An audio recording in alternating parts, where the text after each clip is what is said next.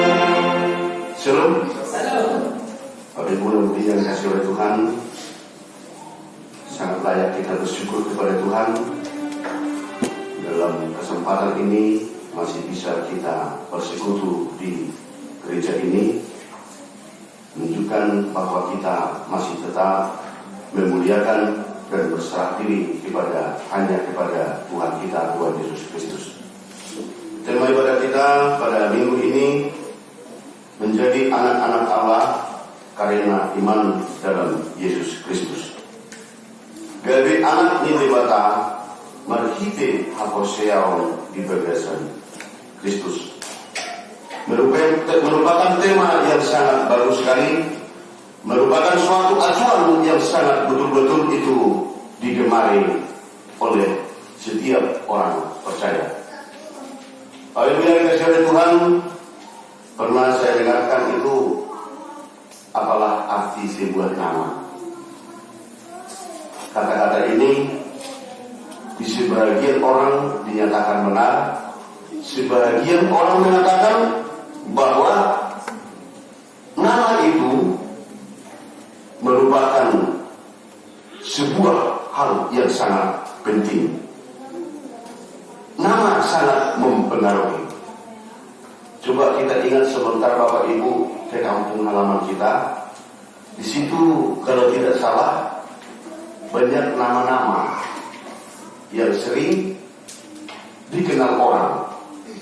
Contoh, saya pernah mendengarkan itu julukan seorang bapak-bapak dikatakan jadi Pak SB.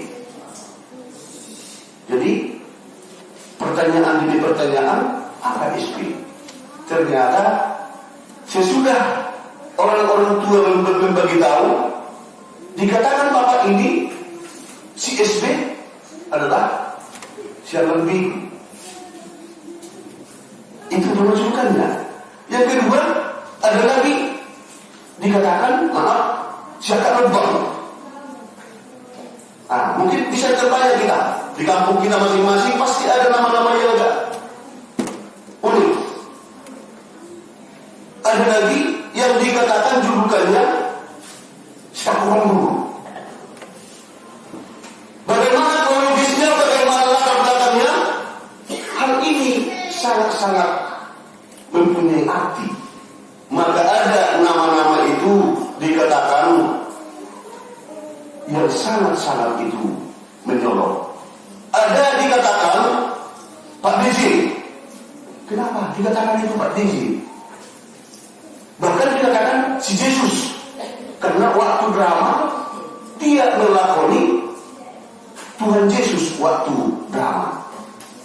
Suatu ketika Bapak Ibu, di antara 5 nama julukan ini, yang pertama tadinya itu siapa begu, siapa lubang, si Yesus, siapa guru, jawab siapa malu. Pak SK Indah, Pas SM Indah, tapi ada dari juga nama aku malu, dari baik warga siapa malu. Bapak Ibu ada kesimpulan, di suatu tempat anak mereka itu merantau ke suatu tempat di perantauan. Apa yang terjadi? Keberangkatan mereka ini menuju suatu tempat dan bertemu dengan satu kampungnya. Datang bapak ini. Kamu anak siapa? Meluar pulang, ibu telepon, anak di Serban di rumah. Ibu mulamu, anak Mesir. Saya ini anak siapa lupa.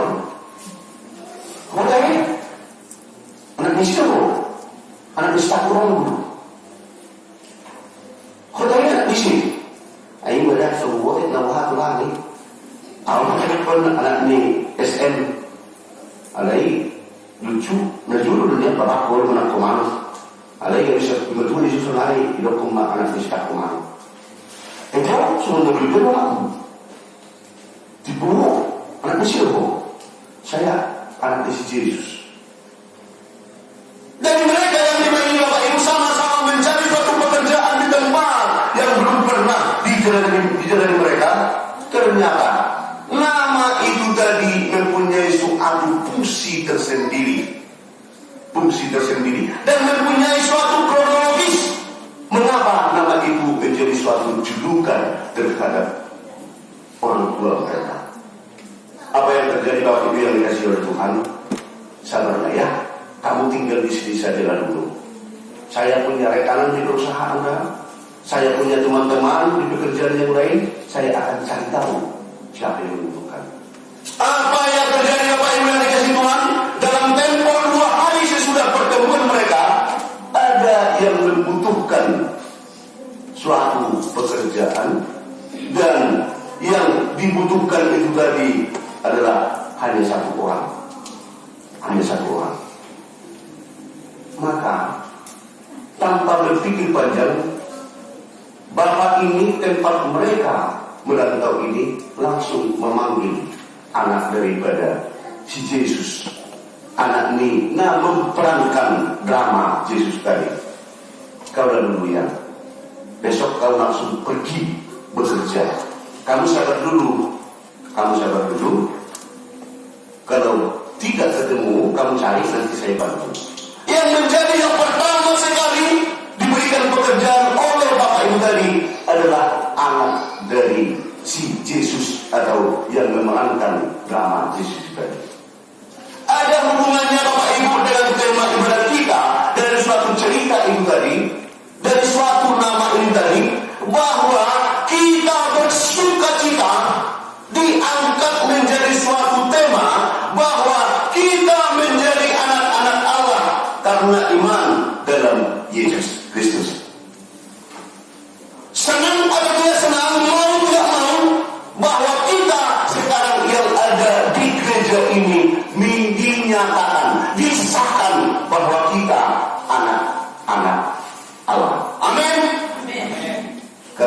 yang terlambat mengucapkan amin, minta maaf sama Tuhan, berarti jangan sampai dipanggil orang lain nanti anak siambang biku.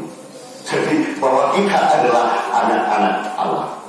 Bapak Ibu yang dikasihi Tuhan, dari sekilas uraian tema kita sekarang, bahwa kita sudah bangga betul-betul mempunyai iman kepada Kristus, mempunyai iman yang membanggakan kita di dalam seluruh perjalanan hidup kita, Bapak Ibu yang dikasihi Tuhan. Seturut dengan khotbah yang sudah kita bacakan tadi, seturut dengan firman yang sudah sama-sama kita membacakan tadi, ada suatu ilustrasi orang tua yang bisa dikatakan orang tua yang bijak. Orang tua ini mempunyai suatu hal mengerjakan, membina, memprogramkan dan merealisasikan rencananya sesuai dengan hal yang berlaku, sesuai dengan kebaikan dan kebenaran. Sehingga orang tua ini, bapak ini bisa dikategorikan orang kaya. Ada kata pepatah mengatakan, bekerjalah sekuat tenaga, serasa hidup Anda akan 1000 tahun lagi. Bagaimana orang mau bekerja 1000 tahun, mau berumur 1000 tahun? Tetapi merupakan suatu prinsip yang dipegang oleh orang tua yang tadi. Dia bekerja dengan sekuat tenaga karena dia mempunyai prinsip, dia akan hidup 1000 tahun lagi. Artinya hidup dia bukan hanya untuk tubuhnya sendiri, tetapi karena dia punya generasi atau anak-anak. Hasil pekerja ini, Bapak Ibu, menjadi suatu yang sulit untuk dinilai karena banyak hartanya, banyak kapasitasnya. Dia kumpulkan semuanya itu dan untuk diwariskan terhadap anak-anaknya, untuk diberikan terhadap anak-anaknya. Dengan dasar itulah dia mempunyai suatu program, mempunyai suatu cara. Dia tetap bekerja supaya ada saya wariskan terhadap anak-anak saya ini. Apa yang terjadi, Bapak Ibu yang dikasihi Tuhan? Ada beberapa orang yang tidak mau menerima warisan dari orang tuanya ini, yang mau diberikan terhadap anaknya. Anaknya ada 3. 2 di antara mereka, anaknya ini tidak mau menerima warisan dari orang tuanya. Saya juga bisa mencari sendiri, karena memang pelatihan daripada orang tua ini begitu tegas, begitu disiplin, sehingga anak-anak ini ada 2 orang yang tidak mau menerima warisan dari orang tuanya. Yang 1 orang, Bapak Ibu, menerima sebagian dari warisan dan dia tidak mau menerima semua yang ada dari orang tuanya. Yang aturan bagian saya itulah yang saya terima. Tiba waktunya dengan jelas anak yang 2 ini tadi tidak mau menerima warisan dari orang tuanya, merupakan suatu hal yang tidak benar, karena mereka berprinsip kami juga bisa mencari sendiri untuk harta dengan kami juga bisa berusaha, tidak terlalu pentinglah harta milik orang tua untuk kami terima.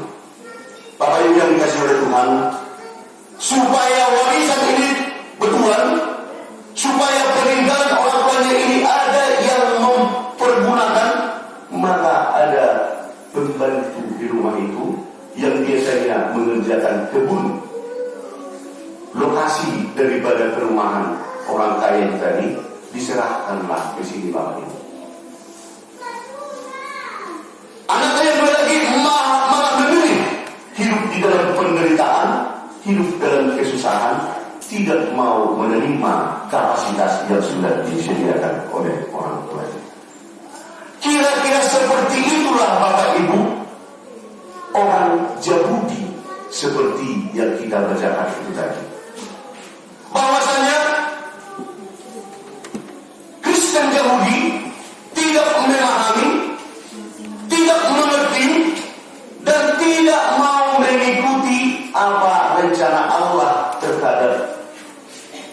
bangsa yang sudah dipilih oleh Allah. Tidak mau mendengarkan arahan dari Allah bahwa sudah disiapkan warisan yang begitu besar untuk bangsa yang dipilihnya. Mengapa demikian, Bapak Ibu?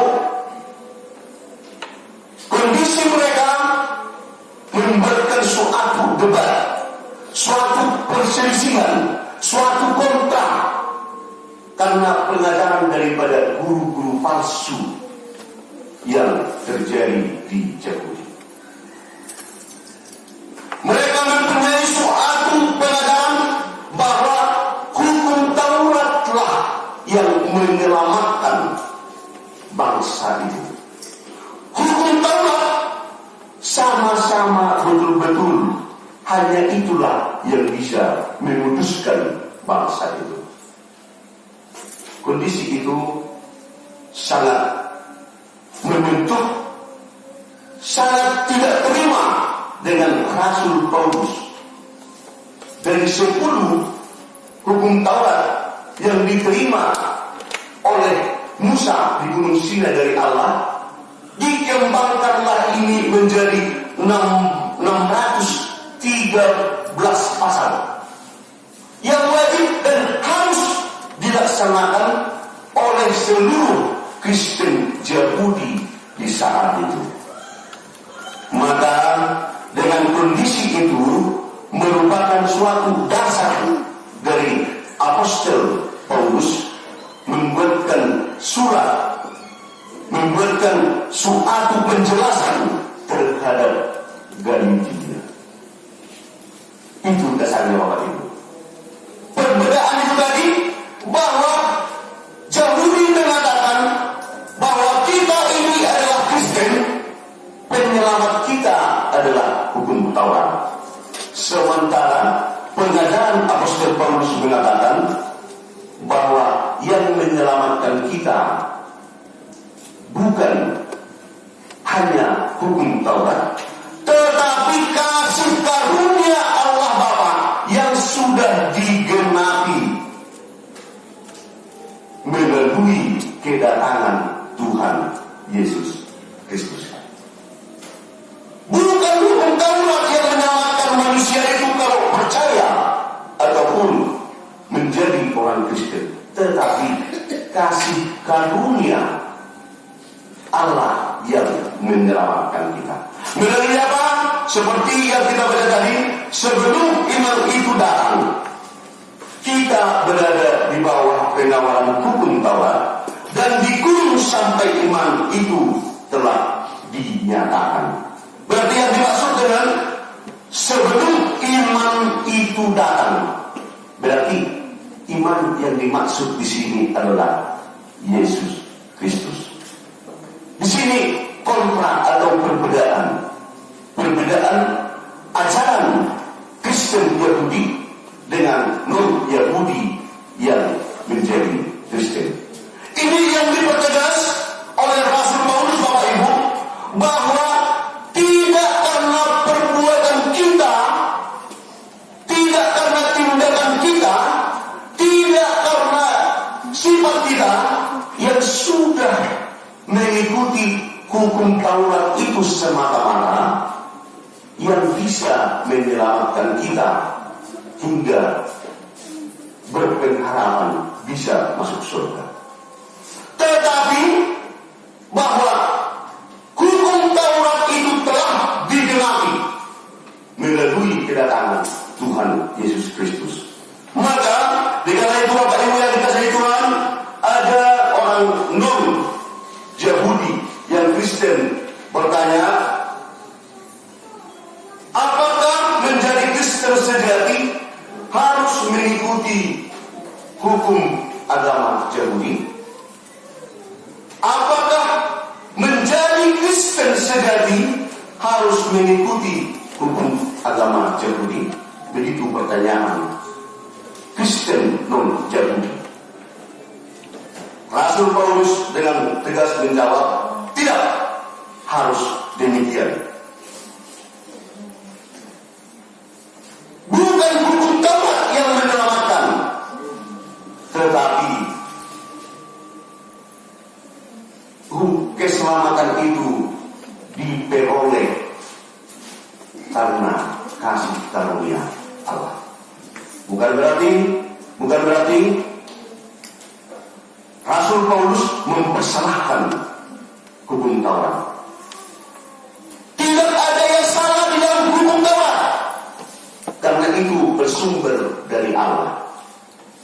Maka dikatakan tadi, jadi hukum Taurat adalah penuntun bagi kita sampai Kristus datang, supaya kita dibenarkan karena iman. Prinsip ini yang berbeda, Bapak Ibu yang dikasihi oleh Tuhan. Kristen Yahudi mengatakan bahwa kalau sudah dilaksanakan, dikerjakan hukum yang seperti itu, bahwa kita sudah selamat. Tetapi tidak menerima, tidak mengakui, dan tidak mengatakan sesuai dengan firman Tuhan bahwa Yesuslah juru selamat. Itu yang menjadi suatu hal latar belakang mengapa seperti itu bertegas sesuai dengan tema kita tadi, Bapak Ibu. Dari uraian yang kita baca ini ada 3 hal yang bisa kita kembangkan. Yang pertama, satu, hukum Taurat merupakan penuntun. Hukum Taurat itu merupakan suatu penuntun hidup orang yang mempercayai Allah sebelum Tuhan Yesus Kristus hari. Itu yang pertama. Ada yang kita lihat, maaf karena saya juga agak hobi dan bisa dikatakan itu mengamati media sosial. Jadi kalau saya lihat di status ataupun akun daripada seseorang, pekerjaan di bawahnya itu dibuat pekerjaannya adalah di hadapan Tuhan.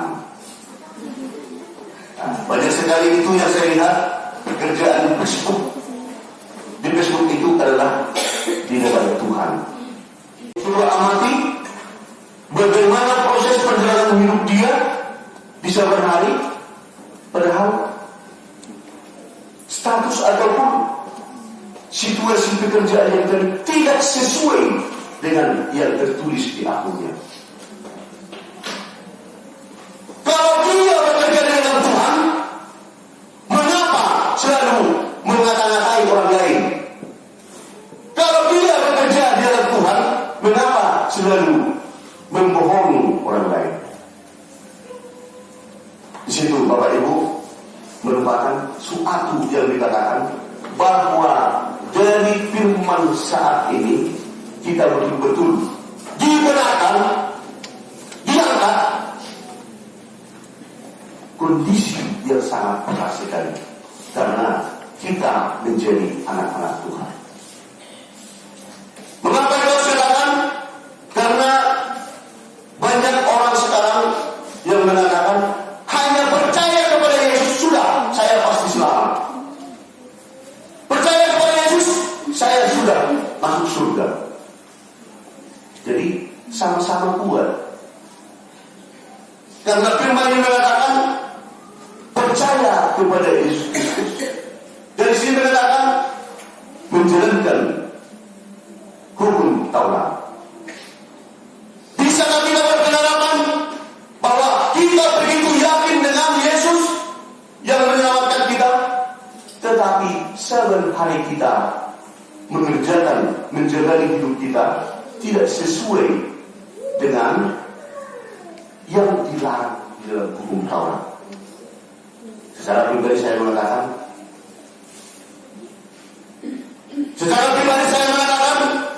bahwa kita bekerja dengan Tuhan, kita mengaku anak-anak Tuhan, tetapi pekerjaan kita selalu yang melanggar dari hukum Taurat yang diberikan oleh Allah.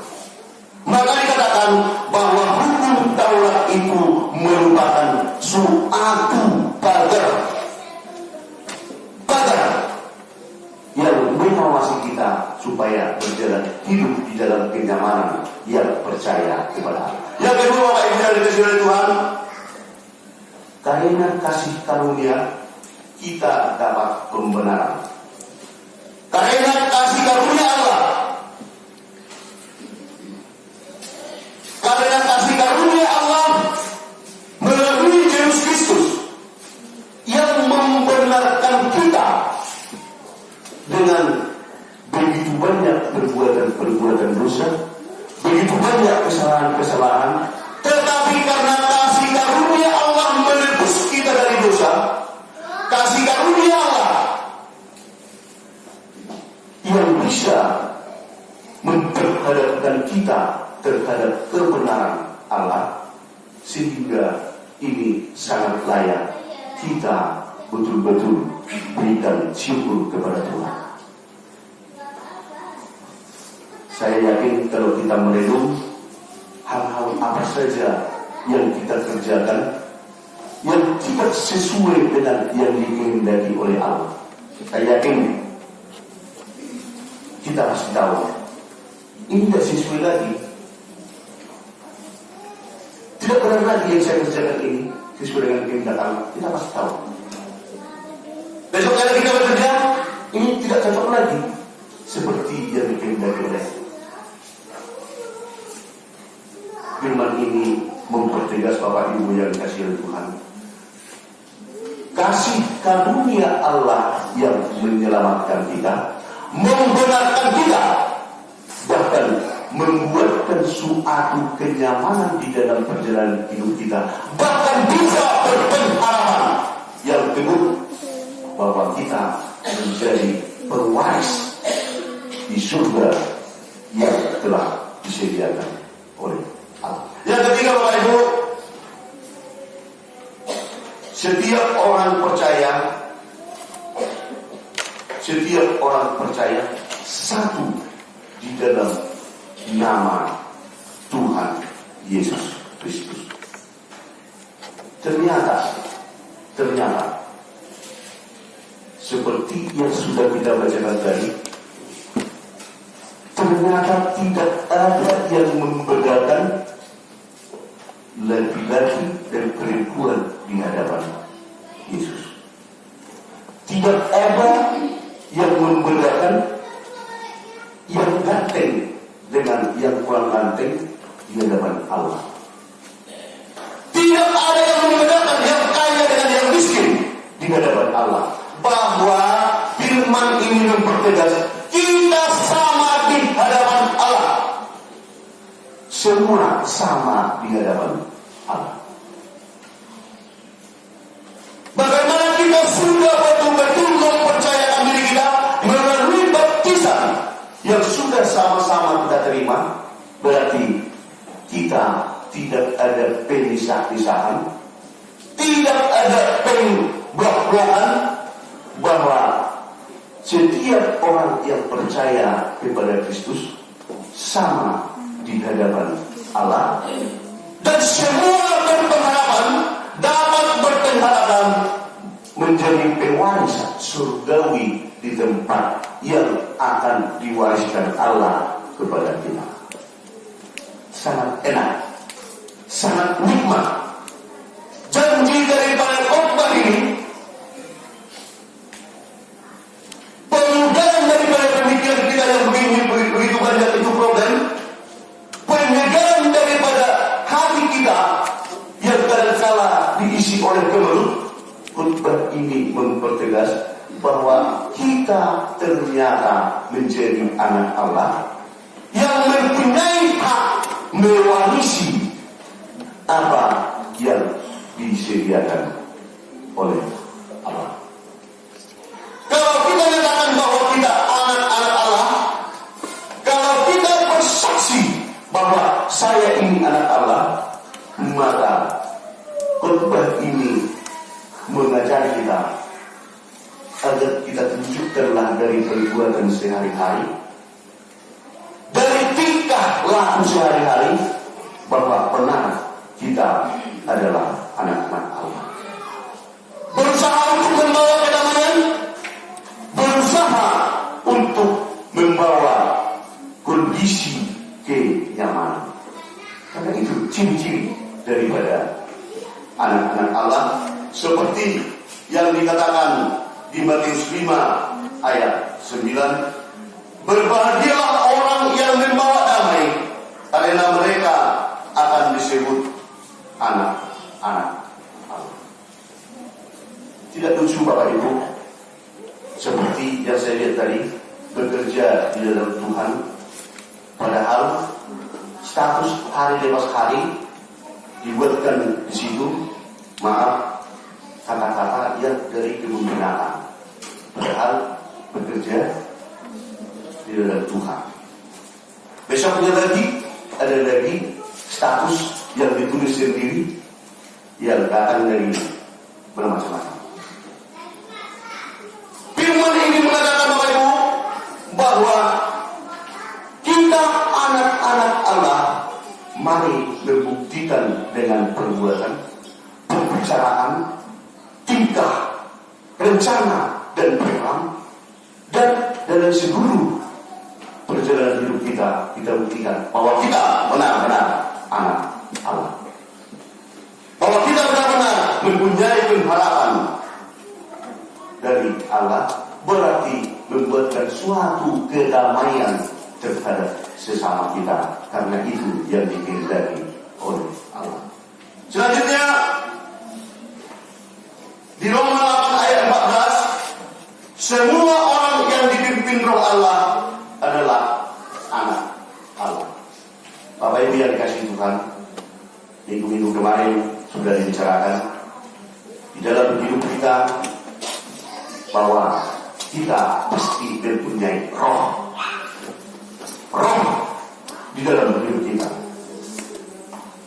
Kalau seseorang meninggal, badannya yang mati, keyakinan saya mengatakan bahwa rohnya ada yang masih hidup. Roh kita diapit oleh roh jahat dan roh kudus. Tergantung dengan kita, Bapak Ibu. Kalau kita mengaku adalah anak Allah, mari buka ruang roh Allah hadir di dalam diri kita. Maka kita dikatakan anak Allah. Jika dalam diri kita atau kita bersaksi bahwa saya ini anak iblis, maka berikan ruang yang sebesar-besarnya roh iblis hadir di dalam diri kita. Saya yakin Bapak Ibu sekalian, Tuhan seluruhnya kita yang menerapkan upaya ini memilih bahwa kita adalah anak-anak Allah, maka mari kita buktikan roh Allah yang bekerja di dalam pergelaran, pergumulan, dan perjuangan hidup kita untuk hari ini, besok, dan selanjutnya. Sekiranya sekarang bisa kita langsung merenungkan, mengatakan ternyata benar saya ini anak Allah. Pekerjaan, tindakan, kekeliruan yang saya lenyapkan, yang saya kerjakan selama ini, dalam nama Yesus saya tinggalkanlah itu. Maka mulai sekarang saya tetap mengaku diri saya anak Allah dan akan mengerjakan sesuai yang dikehendaki Allah. Semoga Tuhan Yesus memberkati, dan semoga kita bisa bertanggungjawabkan bahwa kita ini adalah anak-anak Allah yang setia, yang sudah dan akan diselamatkan Tuhan Yesus Kristus. Apapun kondisinya, bagaimanapun situasinya, katakanlah bahwa kami ini adalah anak-anak Allah. Semoga Tuhan Yesus memberkati dan menjadikan firman-Mu berkat.